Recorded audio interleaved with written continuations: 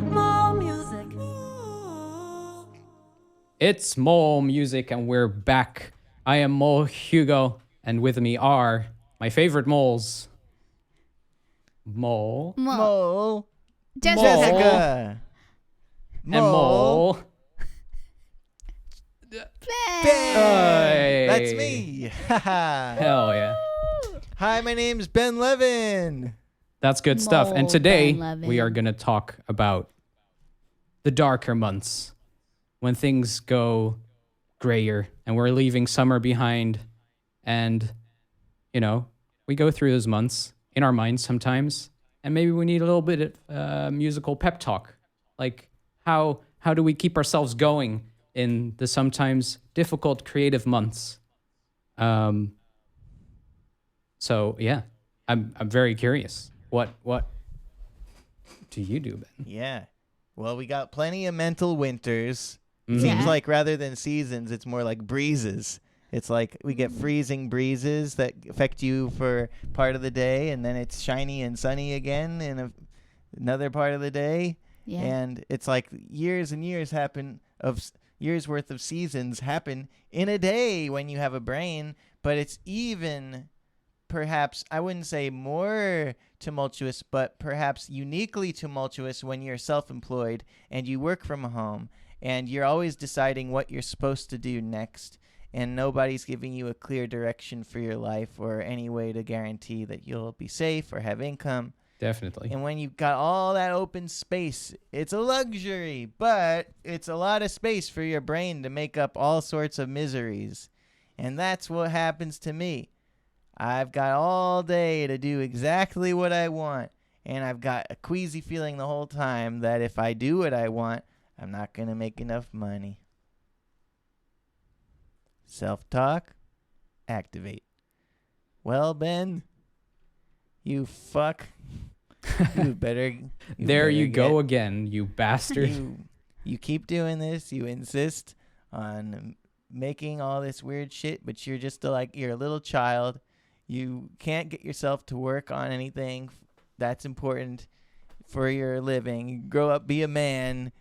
You fucking little baby can't make enough money even though you've been doing this for so long. Why are you less successful than your friends? La la la. That's what my brain will sometimes do. The Yeah. patriarchy's in there rattling my cage, trying to grab for my dick and tell me it's too small, it's too big, it's too dick, it's too full of piss. Well, guess what? I got rid of the thing in a spiritual sense, because here's my better self-talk that I like. The better self-talk is when you're very old, do you think you'll regret spending a day making music, even if it meant that you had some financial troubles you had to work out later? Well, old Ben would probably be pretty not regretting that I spent a day making music. But here comes self-talk bad again. Maybe realistic, though. It's like maybe old me is not going to be there because young me didn't do anything to support old me. What can I do to make it so that I'm not just screwing up my future? How am I going to possibly keep doing this? Is there even going to be a market for my work? And when I get older and I don't pass for in my 20s or young 30s or whatever, will people think this guy keeps making stuff for kids, but he's all old and he's creepy now? These kinds of things. But then the good self-talk comes back and says, instead of thinking of all the ways you're betraying your future self, imagine your future self coming into the room and putting his hand on the shoulder there and being like, thank you. What would I have done to make the thank you happen? So that's my balance, is I got to work on my art because I'll regret it if I don't. But I also have to help future Ben exist. Yeah. Because future Ben will be very grateful. And trying to make it more about positive things like what that future Ben will appreciate current Ben going for it in multiple directions. And there's not just one path. I'm done talking for 10 minutes. 10-minute timer. Perfect. Well, it's also a balance, of course, because like you want future Ben to be making the art and keep on going and doing the thing. So you gotta support future Ben a little bit at least. But at the same time, of course, you gotta recognize that like it's important what you're doing right now, and it's not just helping you psychologically and whatever, but it's also helping others who you're sharing that art with. And there's a constant growth there too, of course. I like the saying that science and like sewers and plumbers and all these cool like carpenters and people who like make the world's stuff that works and that we need to live, they all make it so we live longer and healthier. And the arts and the music make it so it's worth it to live longer, to have things to look forward to. Yeah.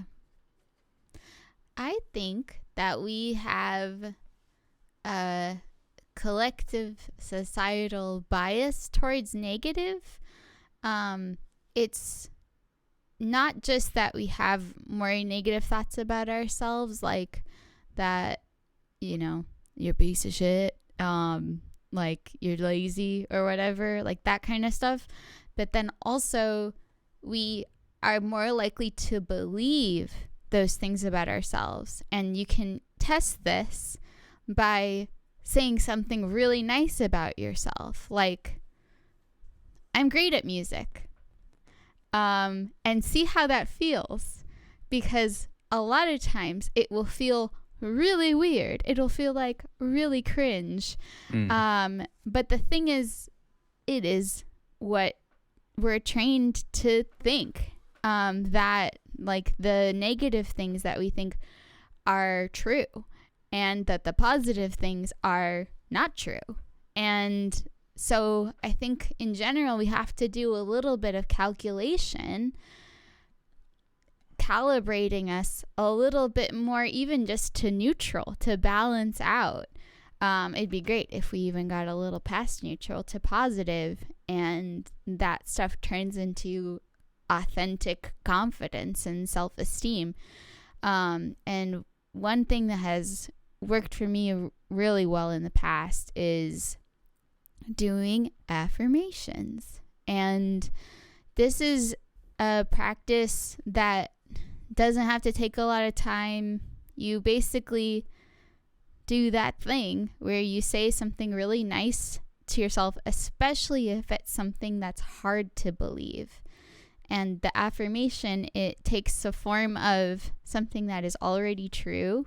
Like, I'm great at music, not I'm becoming great at music, or I will be great at music, but I am great at music. That is Right. an example. And then you write it over and over again. Sometimes I do 5 times, sometimes I do 10 times. And you have to just be like, I might look like a little bit of a psycho if I'm in a public place writing something over and over again, but also nobody cares. It's a good start of every good horror movie. Yeah. And it's also like, are they writing 10 times or are they writing like 10,000 times? Because there's a big difference. Yeah, like you're crazy. You're like a little bit writing too many times to not be creepy after you've written it, I think, like 100 times. But if you do it 30 times, you're just practicing your handwriting. Yeah. Yeah, it's still acceptable. It depends what you're writing, though. Yeah. If it's And baby flesh, baby flesh, baby flesh, baby Yeah. flesh, out of my head, out of my head, out of my head, out of my head, baby flesh, baby flesh. Just drawing baby flesh, circles baby over flesh, and over. Out of my head, out Yeah. of my head. Oh yeah, the circles. yeah, the thing with this too is not just writing it, but also thinking about it as you write it. And I think it's good. This could take maybe about 15 minutes, but thinking of like 5 different things that really haunt you on those dark days, and doing opposite positive affirmations for them, really gets them to shut up. Let me tell you. And How long there's other ways to do it, but yeah. What? how long have you found this to take until it became like comfortable? Because I can imagine that if you've done it like 2 times and it's obviously still uncomfortable, you might be like, this isn't working, whatever. Yeah. I don't like this feeling. I'm not going to do it anymore. You know? Yeah. Yeah. I initially started it in the context of The Artist's Way.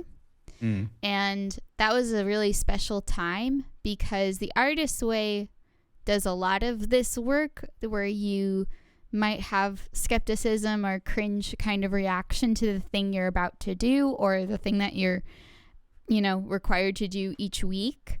And when I approached doing The Artist's Way for the first time for real, I thought I basically promised that I would do everything in there all the way, no matter how I felt. And so when I got to this week, I'm not sure where it is in the 12-week course, but when I got to the week where he started talking about these affirmations, I had already been practicing doing the things that are uncomfortable. But I would guess maybe if you were doing it every day, maybe about like 2 to 4 weeks, depending on how intense you have that thing that says like, this is dumb. I also just want to talk about that state I was in when I was like, I'm going to just surrender to do The Artist's Way all the way. And it was inspired by someone I love who had just recently gotten sober. And she was telling me that the only thing that worked was knowing that she didn't have all the answers and that what she had been doing before wasn't working. And I think paying attention to how the negative talk like does affect you, like if you find even just a way to track it and look at like what happens when it's really strong, like do you keep working on the thing or do you stop working on the thing when it's like really intense?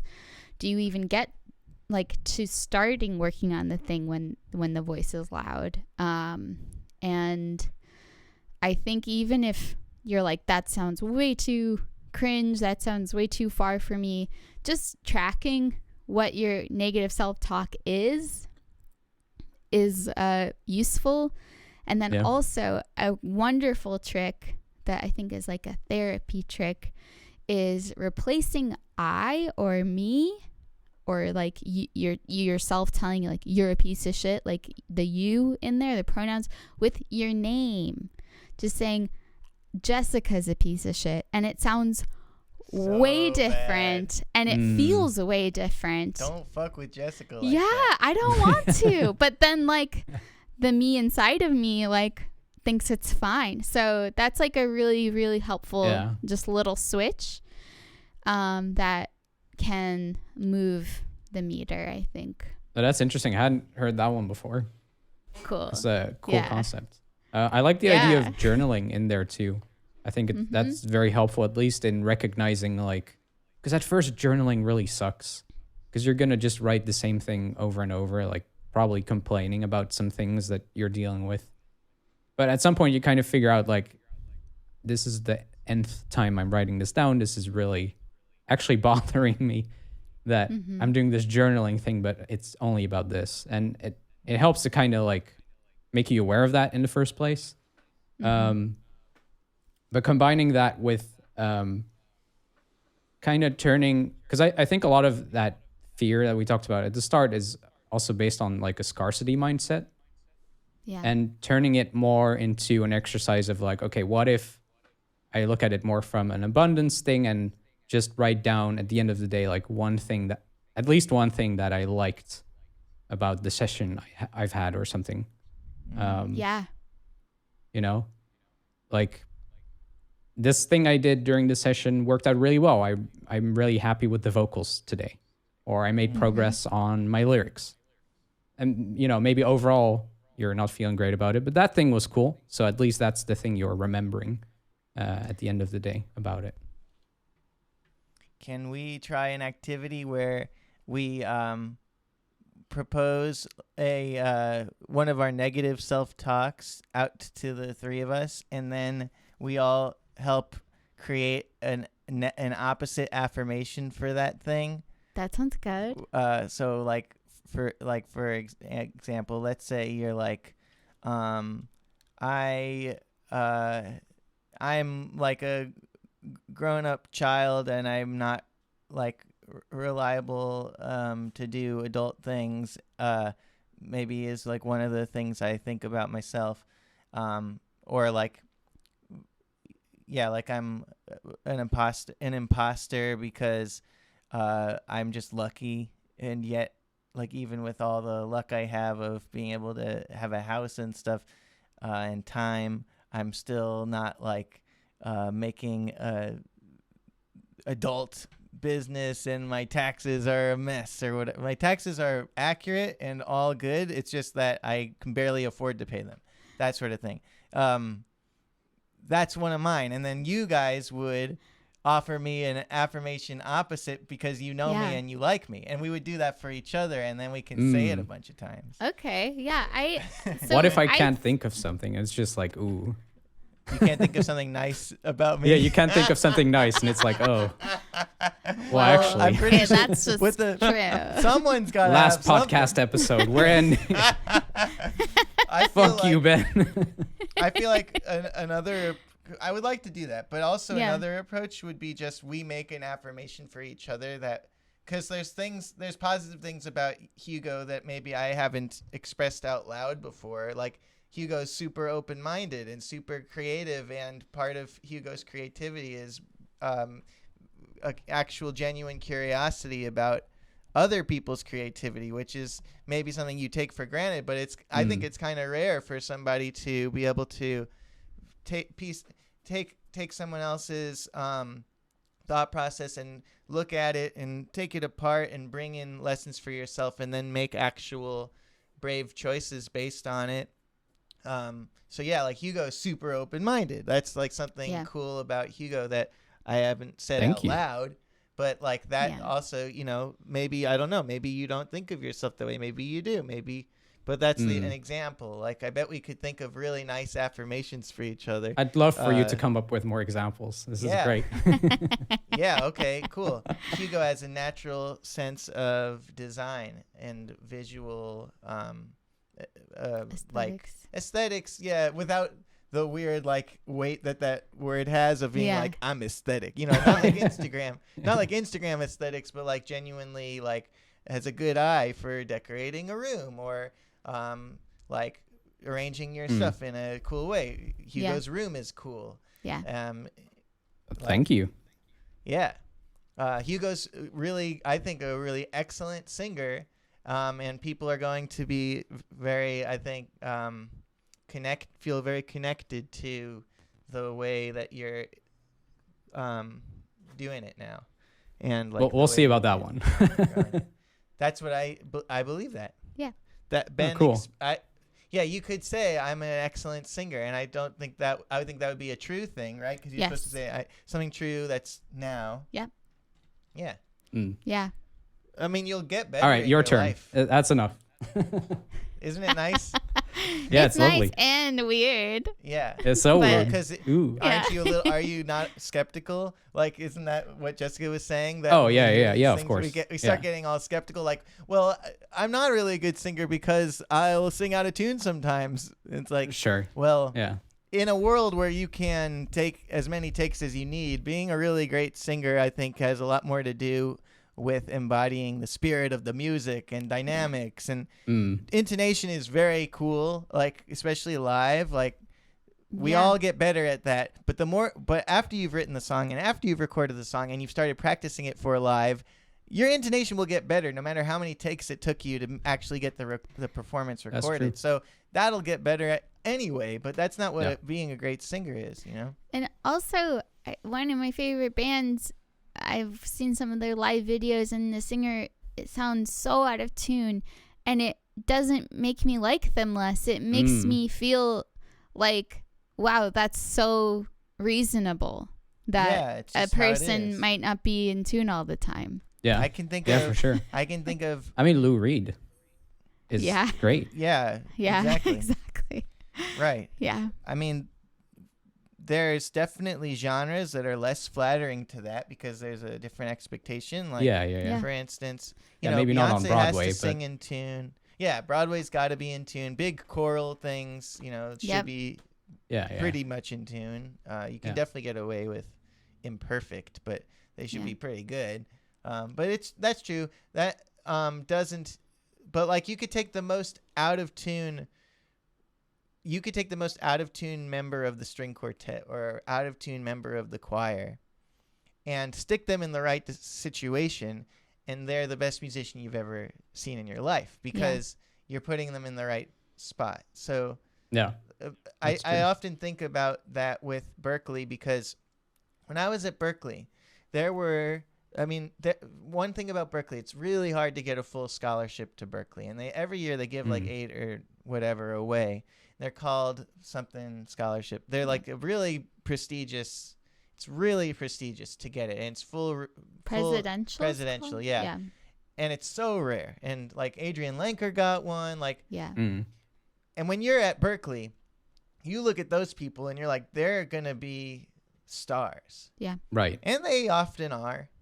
You know, they often turned out to have, you know, lots of great opportunities in the industry and doing awesome Sure. stuff.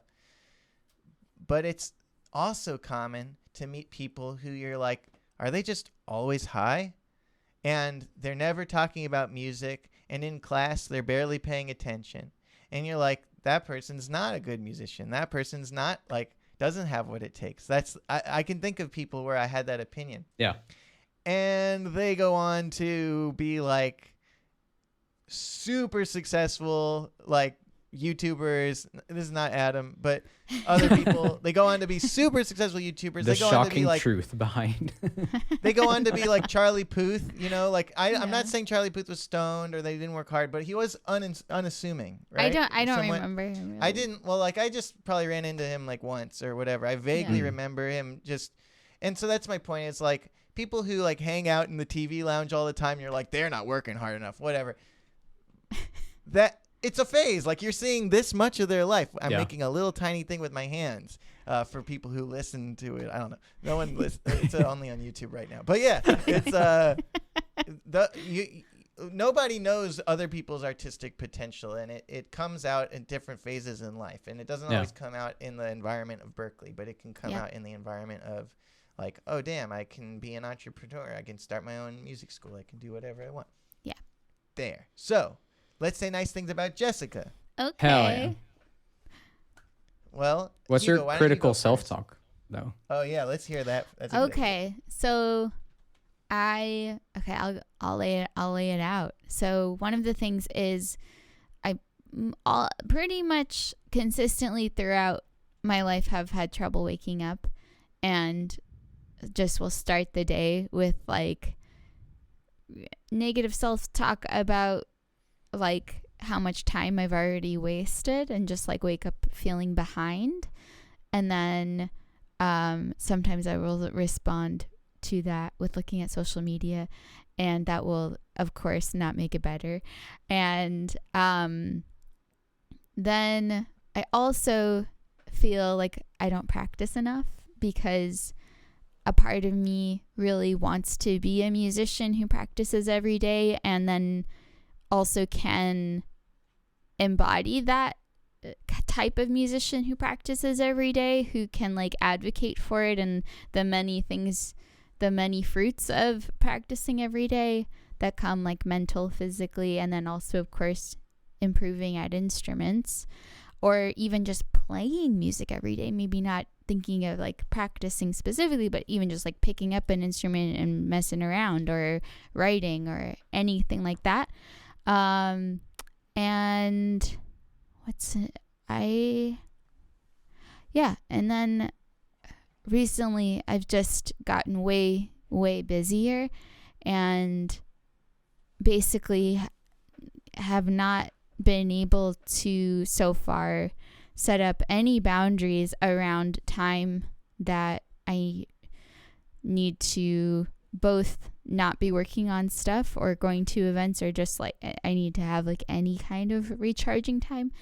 And I don't have any time to work on all my projects that I have been working on all summer, that I'm like, I gotta finish these. Oh my God, when am I gonna finish these?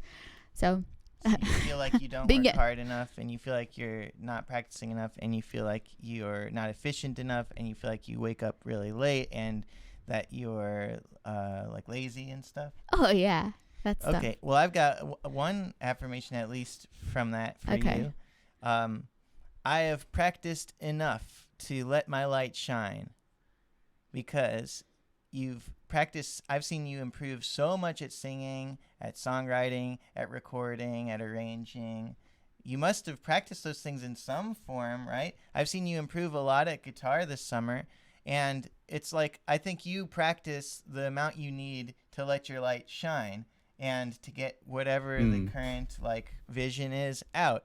And so you're not like practicing like a jazz horn player who transcribes every day necessarily, like, but the work that it takes to bring out your light, that you do. So I've practiced enough to let my light shine. Oh, I like That's that. good. That's what Yeah. I've made that for you. That is why they pay $4,000 for a transcendental meditation, so that I will come up with a line like that. Hit us up in the comments if you want us to make you a for real. If you want us to make a nice hit us up with a like, we don't necessarily know you, but we can think of something nice to say that you can try. That's cool. Yeah, I like that. Hit us up if you need affirmations in the comments. Yeah. God damn it, Ben. We have to monetize this. This could be big. I promise. Yeah, I promise that the three of us, at least one of us, will answer all of your affirmation Yeah, requests. we can do that. And you Definitely. can tell us about something you're feeling weird about, and we'll try to create words for your mouth. Yeah. Actually, What do you think, Hugo? I don't think how you see yourself is true at all, because based on, since we started working with the song challenges, you've been releasing more and more stuff. You came out of Bent Knee, you're releasing solo work, and it's more and more touching and personal, and you're developing yourself artistically in that sense so much, and I think that's really cool. And you're obviously putting in the work there. So, and also with your videos, I know you've been working on the Sufjan thing for a while, but like, you're doing it. You've got all these Yeah, cool it's videos out already. Yeah. Like all It's of that a is try happening. hard video. That's And you've got a video. day job. Like, Yeah. you know, Yeah, you it's can't true. do it all. I can't Yeah. believe the Sufjan video. I thought I understood the scope of it, and then I started hearing her editing it. She recreated note for note all of the different Sufjan examples, like arrangement style. She didn't just play them on acoustic guitar and sing them. She like made Chicago. She made like all the horns and the beeps and the boops. She did it. I don't know why the hell you had to do it like that. She made it. If you were to think, what's the hardest way I could make a video about Sufjan? Basically, she did that. She did what they did to make the Sufjan Stevens musical on Broadway. She basically is doing that work. Wow. To recreate every example that she's doing. So that video is really like, Sufjan is like our God. Yeah. And so that's like a tribute. That's like God level YouTube tribute style. And then also, isn't it funny how easily we take for granted our albums after a year has passed? Oh, or yeah. what's it been? 2 years or 1 what? year. 1 year. So Yeah. we're acting like it's been like 4 years, kind of the way you're like, I don't get enough done. And It's Yeah. amazing. And yeah, I like definitely felt the twinge of like, no, you don't understand. I haven't written any music recently. So the things I've made in the past don't count. Which isn't even true. Which isn't true. Because she's got 2 songs in her live set now that are actually rehearsed and performed. We performed over the weekend, and it was amazing. But they're from February or January. They're not even from recently. But they weren't arranged and performable the way That's that we true. did it till Yeah. now. Like, Yeah. I played a show with her On and Saturday. the new songs. I'd never heard her band's arrangement because I'm not like a full-time member because I have to take care of our dog when they go abroad, and they'll probably tour someday. And I played with them, and I didn't get a chance to rehearse with them, so I was like flabbergasted by how good the band sounded. That I was like, adding to, but it was very cool. Yeah, Nice. That's awesome. I feel very lucky to have this band. It was a really fun show. Not Yeah. to I'm excited to hear the live in studio stuff. That'd be cool. Yeah. Yeah, and Yeah. that's coming. That's gonna come together nice and quick, I think. It's another thing you're working on. Like, what the It's hell? true. Yeah. What the hell? Not to call you stupid, but I think you're maybe dumb for thinking that you're not great. Yep. There's like this part of my brain that really likes to shrink or forget about so much of what I do. And when I apply for grants and retreats, I am met Another with thing. facts Mm. that I'm like, holy shit, I really have done a lot. And then, I got rejected from another grant. I Oh, found the- out 2 days ago. okay. Yeah. And or last night I found out. And that reminds me of another piece of this, which I was listening to Ocean Vuong talk yesterday. He's an amazing poet. I recommend him to anyone. He's so good. And super powerful, and just like has an amazing perspective. And he was talking about how art is like the job of the artist is both to notice what's going on around and process that information and make it into art, and complicate the waves of what else is happening in media. But also our job is to keep casting out our art and get no's and no's and no's and no's until we get yeses. And it's not like there's only no's until there's only yeses. Of course, there's a mix of both all the time. But if you are a person like me who's applying for grants or song competitions or go to a college, or to people who are putting themselves out there applying for jobs or classes or whatever, and you're getting no's, it just doesn't mean you're bad at all. And that is something especially prevalent on my mind because I'm going to start teaching a songwriting workshop at Brown next week. And this week we had to decide, of the 83 applicants, the 16 who are going to be in the class. And that was insane. And it definitely wasn't like, yeah, most of these suck.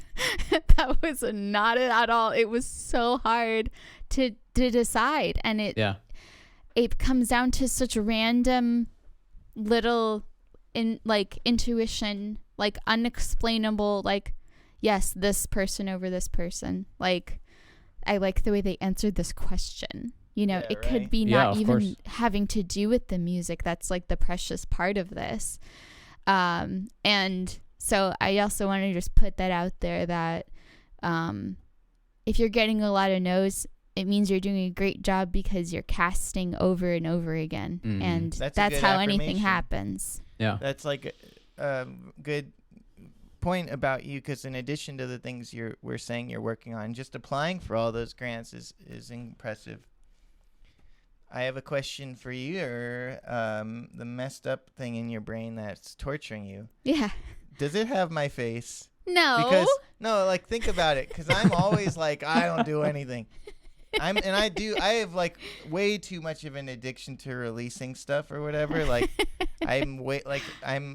for me, I'm like a gotta collect them all kind of guy. So I'm like, ooh, look at all my album covers, like that. It just, I keep making things. Of course, it's my way of life, and I care about the things I make. It's not just like,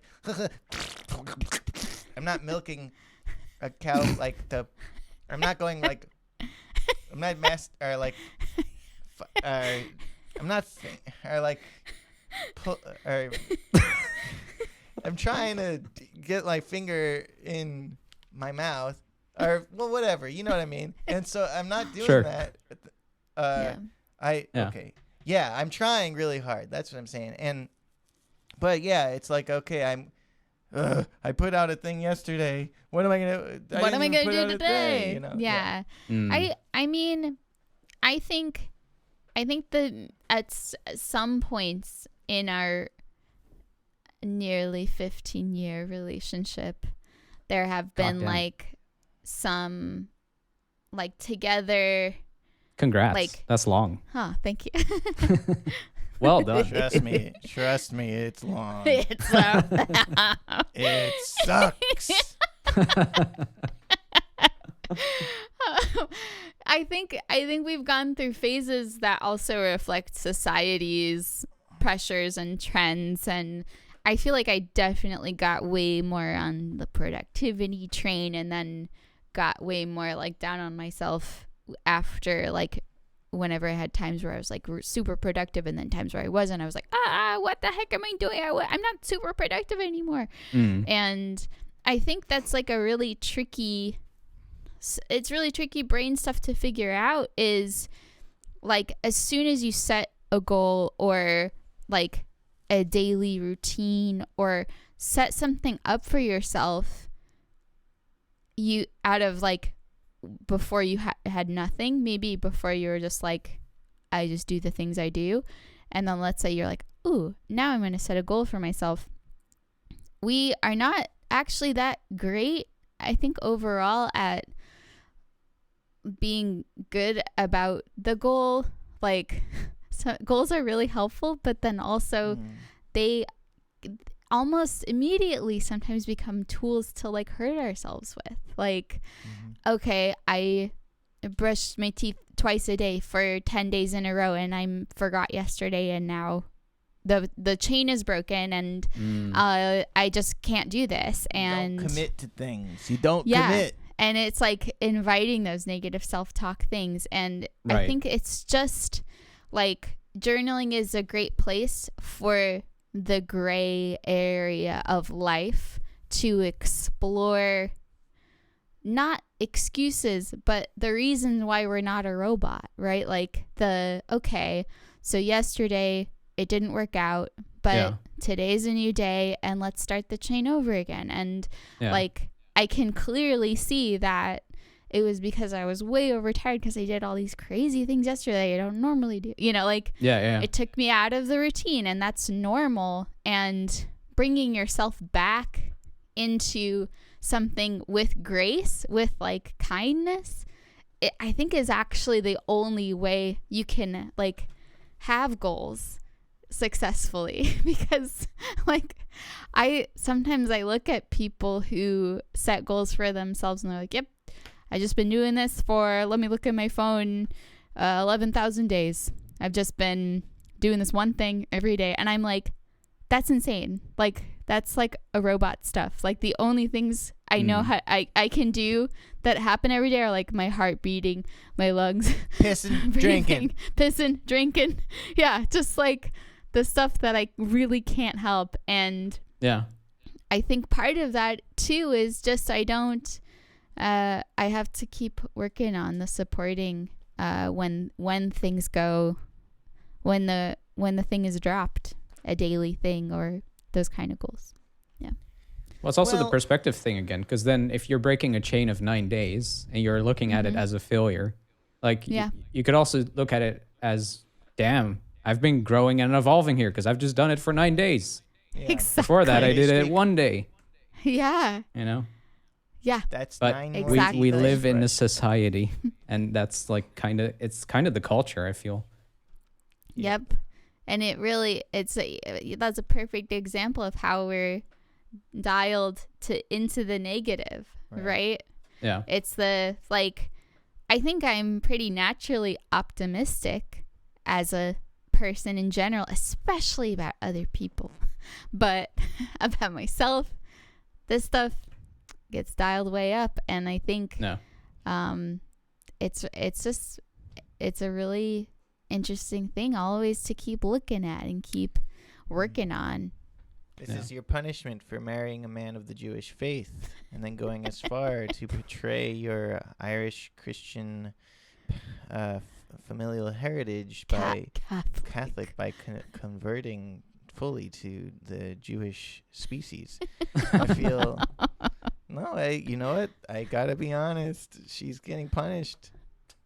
It's only fair that it gets exposed on the Mole Music Yeah. podcast. Thank yeah. you. Well, Exposed. you know, it's funny I say those kinds of things, and I think that actually comes from a little bit of a weird, like a personal fear thing too, where I make those jokes. They're very comforting to me to make for somehow, and I think partially it's because there is a genuine part of me that I imagine this scenario of people like a militia walking down the street, knocking on doors, looking for people, and and like that's happened to my people in a huge way, and so I have this like fear of it happening again, not just to Jews, but like to queer people and people of color, indigenous people, everybody basically who you would expect me to be afraid for, marginalized groups, but including Jewish people. And I just feel like that's where those jokes come from. It is out of a fear thing I have too. Yeah. So I don't know if I need an affirmation that's like for that. It's just an interesting thing I just noticed since we're being real introspective, and I just I mean one affirmation I can think of that could come from that is I'm safe. Yeah, I really don't believe that, even though. So I guess I'm relatively safe. Definitely relatively safe, but I don't feel safe. I don't feel safe in this world. I think, though, that is partially true because, we're all going to die. And so, some bad stuff's going to happen. That's true. But safety doesn't necessarily mean immunity from all badness. Safety might mean having a community. Yeah. So, it would suck if I died suddenly, but we do have such a community that like Jessica and Hineni would be supported. Yeah. It would, so like safety is this really, actually, I've never thought about it like this, is a very interesting, you can be way too specific about what safety is, but a more broad idea of safety is probably more useful because you can't debunk it as easily. Mm-hmm. So having community is a big thing for safety. But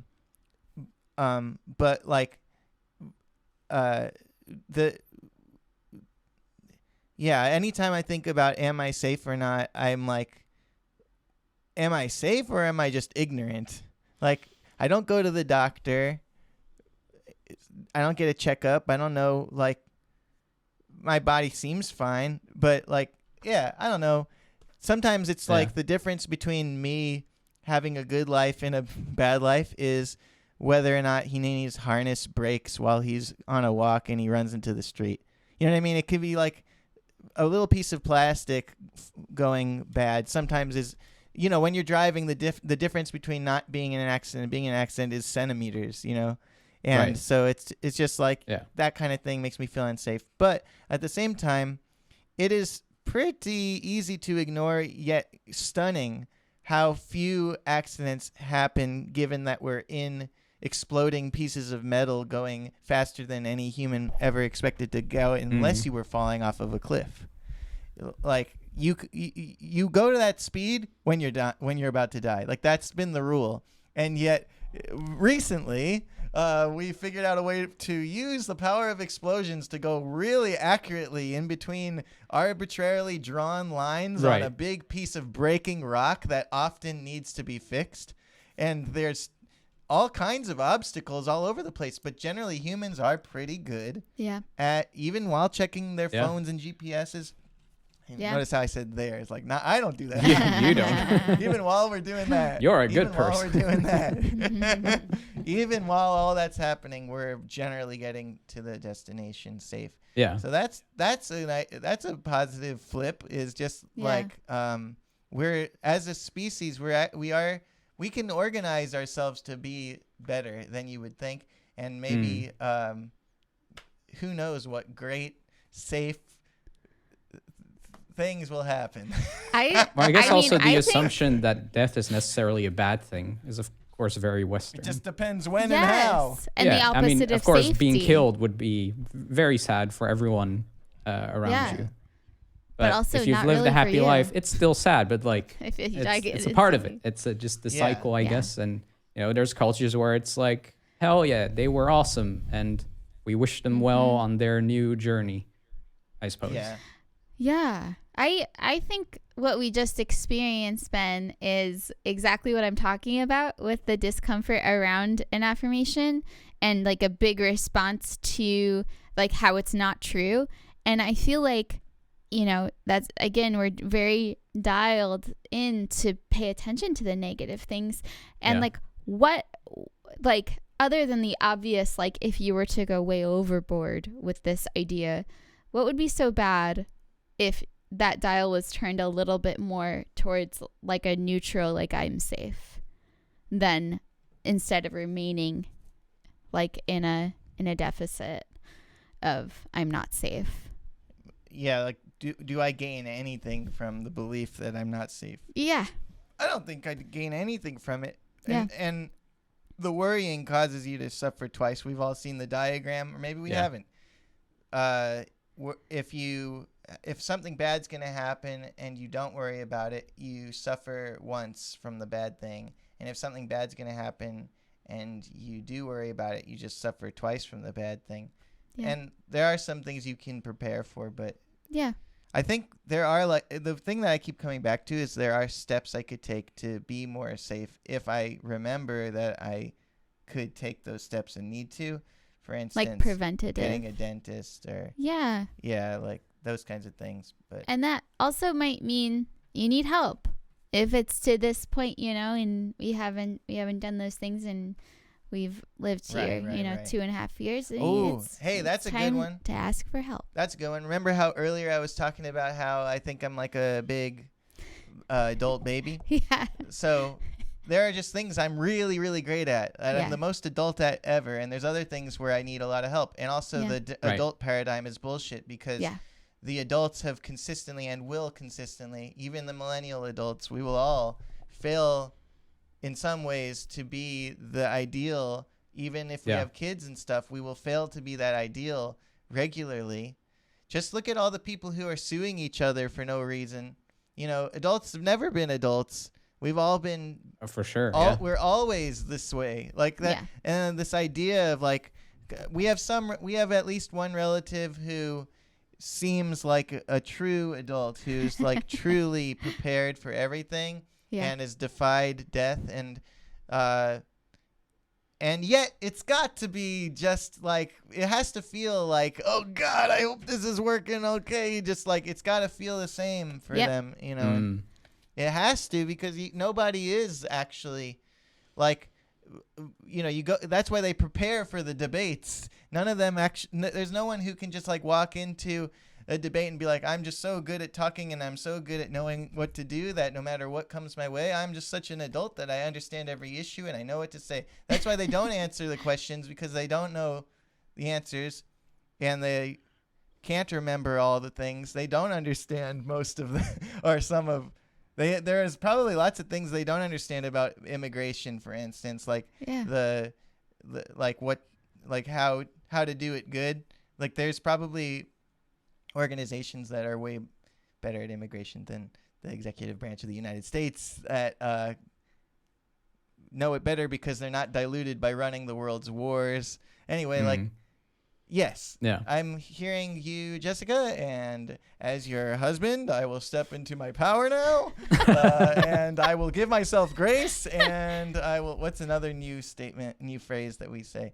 I step into my power. I self-actualize. I give myself grace, and I initiate positive balance in all accounts. Very good. Yeah. Yeah, That's good stuff. great. Should we do show and tell? We could do that. I will say that my fear is pretty much the same as Jessica's, but it's blocked by a lot of anxiety, both around like being behind, but also just general fear of showing stuff, like Yeah. singing for people or writing lyrics that are a bit more direct and not as abstract as I've always done them. I got one for you. Hell yeah. I am brave with my art. Ooh. Here's the evidence. But Yep. it's taking Mr. so Olds. long. I am 33 Well, now, and there's all these there we people go. that are Look ahead. at how it's so easy to see when someone else is squirming and worming out of the positive. Yeah. Yep. Okay. So Your- I my am brave in my fear has your face, Ben. I see you prolific, making art all the time, and I am here. It's a maybe curse to know me. maybe I'll just play Pokemon today. It's not.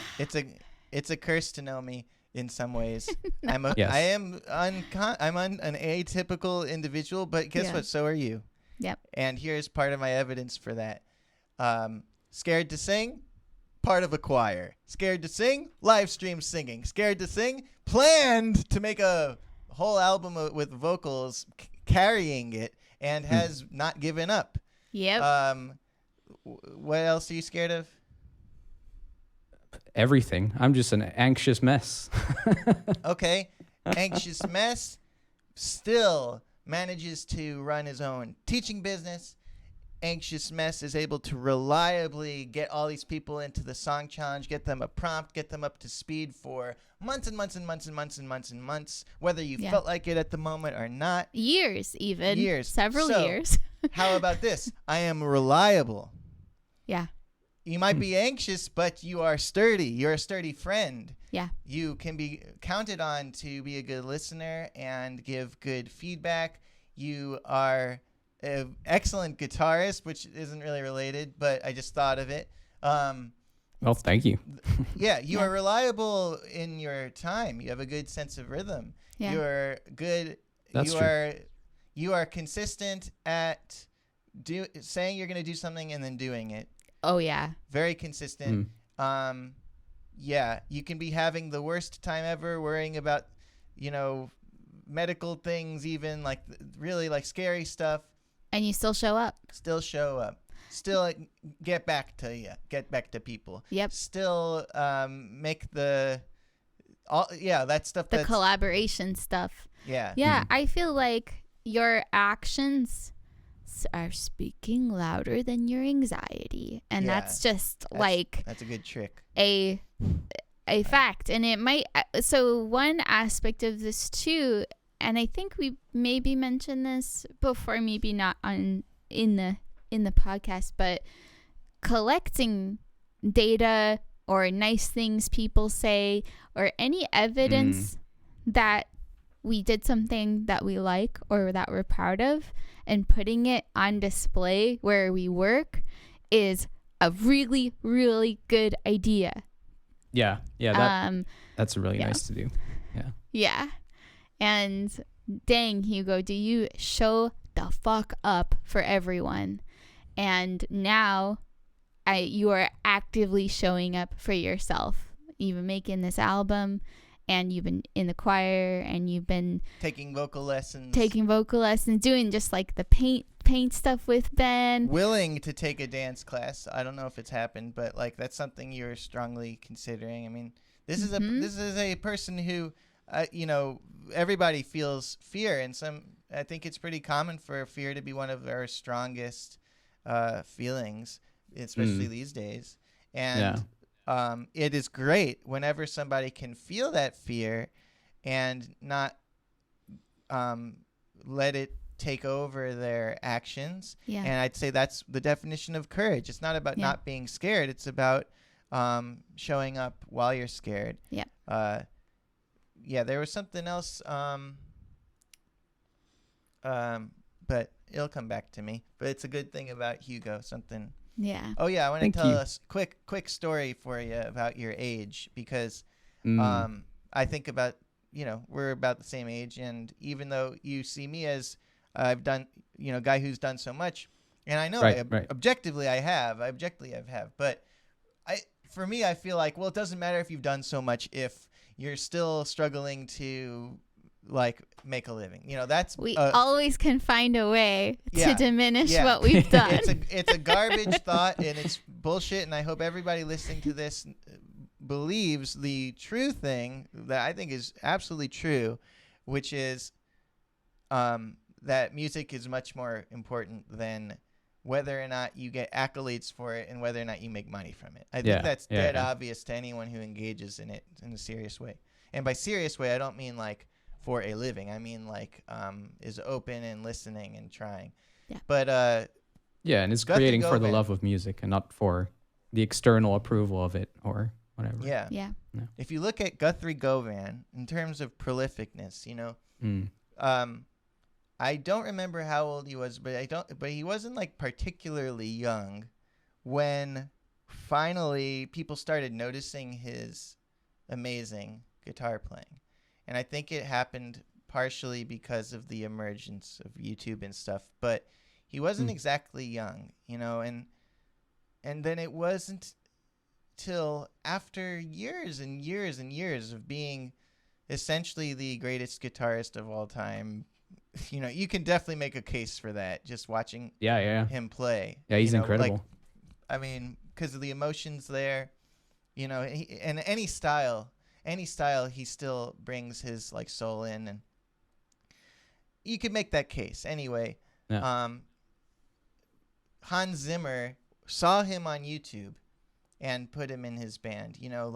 That's the kind of thing that could blindside you at any age because you've put yourself out there. So it's never too late to start putting yourself out there, and you never know, and from a career perspective, from a connection perspective, from a quality of your work perspective, you have no idea how things are going to turn out.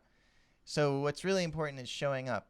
And then the opposite is all the countless, at this point, YouTube channels that have started, blown up, and then ended. And there will be people, I don't know how the Hydraulic Press channel is doing.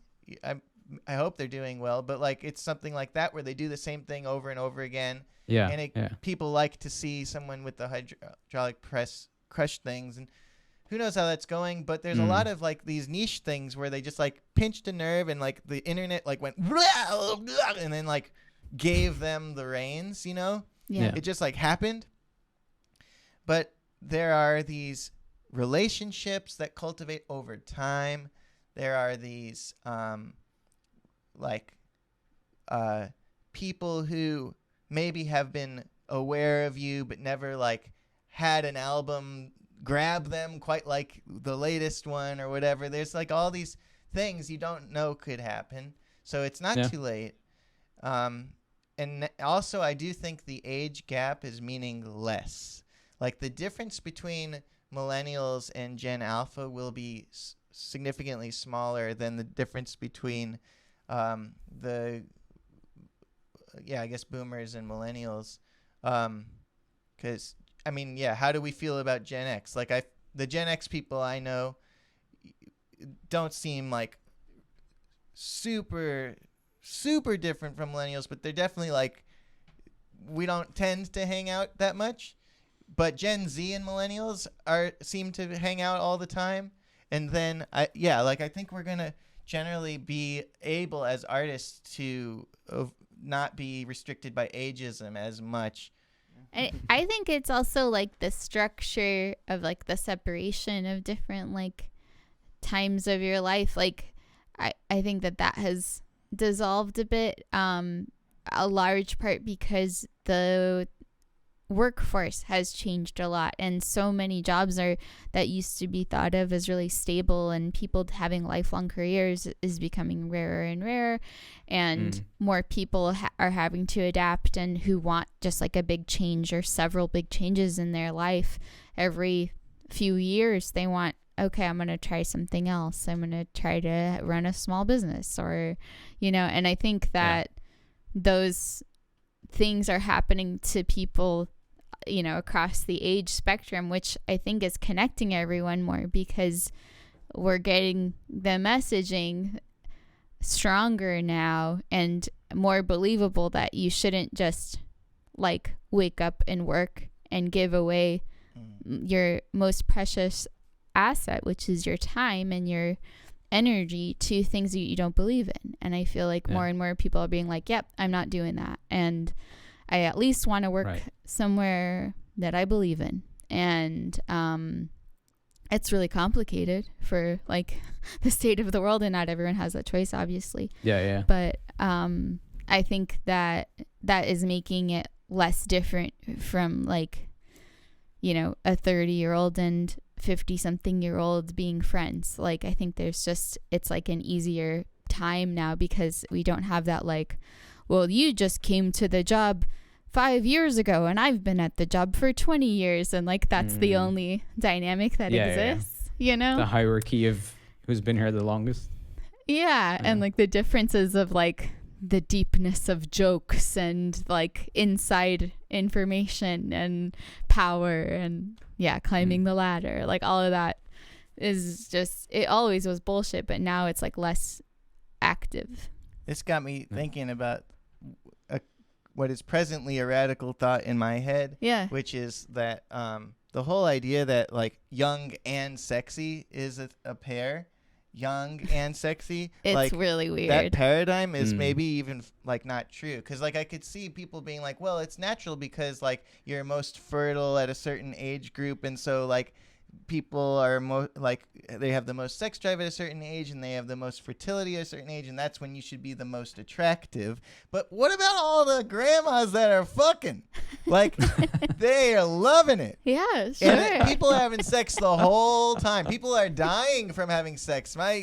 Probably my grandpa had a heart attack from having sex, and they're loving it. What a way to go, man. Yeah, they're not just being like, oh, damn it, I wish you were younger. No. They're like, oh, it's real. Yeah. People are really aroused. So that whole concept. I know. Well, we should look into that. Yeah. We really shouldn't though. Yeah. But no. like not. On Yeah, probably keep podcast. it private, but like. Yeah, but I'm just saying. I'm just saying how interesting to question the entire premise of young and sexy, but also then the premise of what is even young, because I would say we could be way older in our 20s if we were very sickly from bad habits or just disease. But yes, well, I don't blame them. Yeah, I don't blame anyone. Okay. I think the way that this ties in is that feeling of 33 feeling old is because young and sexy has been a trend for at least our whole lives, but it's been for a lot longer, obviously. We should debunk it. And it's happening here. Yeah. And I think that it's so weird, but that probably is at the core of why we feel like some of those thoughts, like, oh, it's not my time, or if success starts happening, I'll be like an older person getting success or something. But the truth is, it only comes from like that gross sexy young combo, that because like I grew up on NSYNC and Britney Spears, and like their time was so early in their lives that was the most prominent example. And I think most examples are relatively young. I mean, Guthrie Govan would be a counterexample then, but I mean, if you look at your heroes, like David Bowie was way younger than I was when he started, when he had a massive career. I think looking at music also can sometimes, just for role models and for like this specific example, can be detrimental, because some of my role models in life are like Brene Brown, Elizabeth Gilbert, and Cheryl Strayed, who all got like massive success starting in their 40s and 50s. And there is a big difference between media that is written versus media that is mostly entertainment, video, photos. But it's just like, I think it's easier for people who are writers and poets to believe that they're going to have a lifelong career than musicians. And I think you hear of a lot more people giving it up because they're like, well, it would have already happened by now. in music and in acting and in these like industries that focus on the way you look and the like ever present like you Right. shouldn't age, and if you do then like you should fix it with surgery, and you know Yeah, it like you've got prime years, and if you're past them, Yeah. yeah. and it's just like sure there are less actors who are older, but also a lot of people like it just isn't predictable. And what does it look like if success is not like your anchor in your career? Like what if it's you just redefine making success. what if it's making what you want for your whole life and Yeah. helping people? I look at Tom Also, we're York. seeing so many, creators now doing it through Patreon and all that don't need millions of people listening to their music, that have a Right. successful career.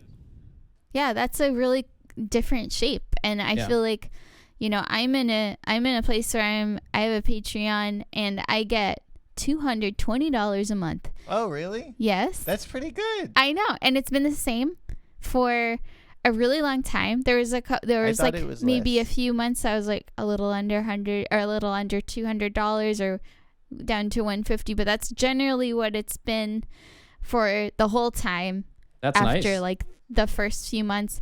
And that is definitely not livable by Yes, any it means. Oh yeah. No, I mean like Yes, alone. It is.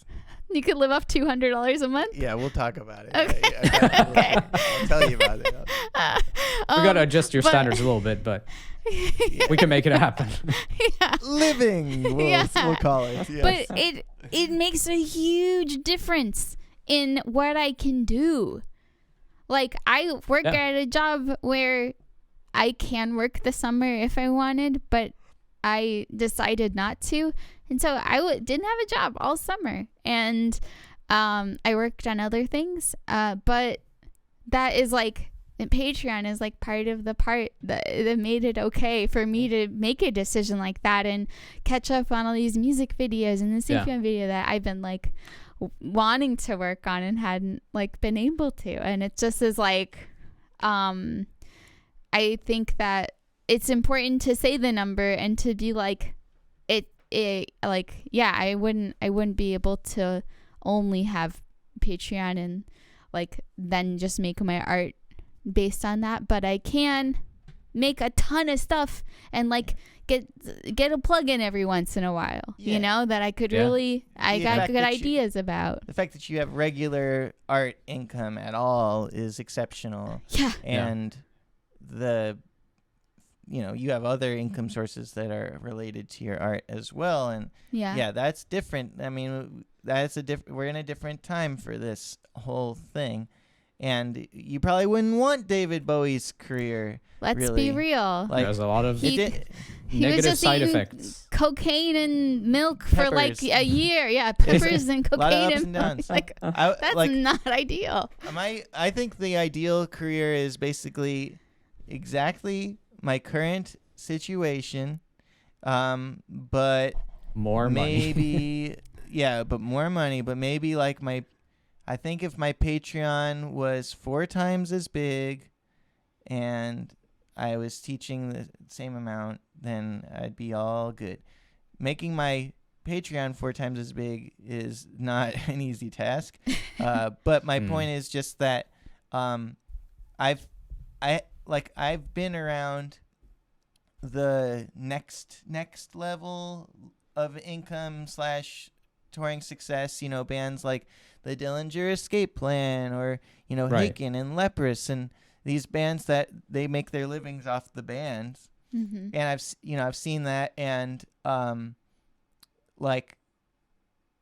they're working their asses off. It's not like they're chilling on it. They're No. working their asses off. And so I just imagine the next level up. Now you've got 40 people who, if you don't get paid and if you don't bring people to shows, now you got a crew of 40 people that will be screwed. And then you go the next level up, and now you got 100 people and arenas who will be screwed. Like the pressure goes and goes and goes, unless you're like Hans Zimmer with his live show, where he's got enough money from his other work to, insure the live show himself. Yeah. So I guess my point is just that the whole way up, it probably feels about the same, minus the.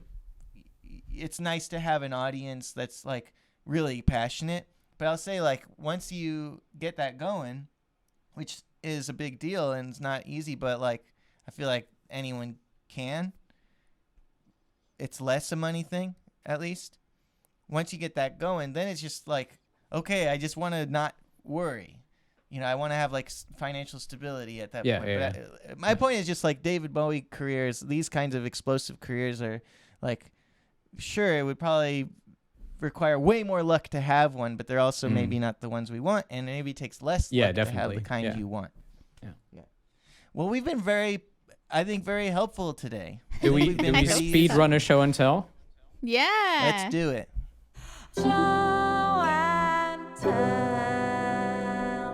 All right, let's keep it in a few sentences. All right. You want to go first? What you got, Hugo? I'll go first. I've been making a mini stream comeback, and I'm doing it once a week at least now. Ooh. And we're doing music there. We're recording it live. We're writing it live. We're singing it live. We're trying lyrics live. It'll come. It'll come. Come hang out. It'll be fun, probably. Ben, what have you got going on? I'm such a fan of you doing that. That's Me great. too. I currently have released 7 out of the 8 episodes of my horror series called Caretaken, and by the time Hell this yeah. comes out, the whole 8 episodes will be out. They were, at this time that you're hearing this, featured in a film festival in Toronto that does short works from social media that have artistic merit, etc. I am proud of how this series went, and I realized that even though a series tends to have a declining viewership from video to video as you get further into the series, the depth of the connection from the viewers is much greater.